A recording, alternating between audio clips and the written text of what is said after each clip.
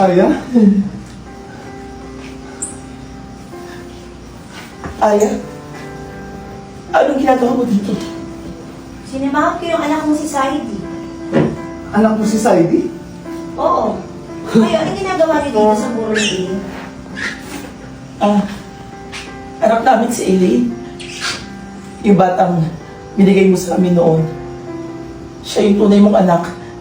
Siya yung batang pinaapon mo sa amin noon. Hindi. Hindi nasabi sa amin ni Elaine na ikaw pala yung nanay ni Saidi. Hindi totoo yun. Hindi totoo. Hindi ko anak si Elaine.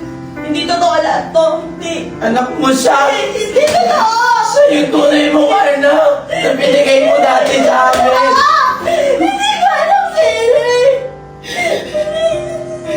Ibig sabihin, magkapatid sila ni Saidi. Hindi mo tunay na anak si Saidi. Anak siya na ng mga asawa ko sa mga niyang asawa. Hindi to totoo! Hindi ko anak si Elaine! Hindi totoo! Hindi totoo! Sabi kayo na totoo! Hindi ko anak si Elaine! Anak mo siya, Aya.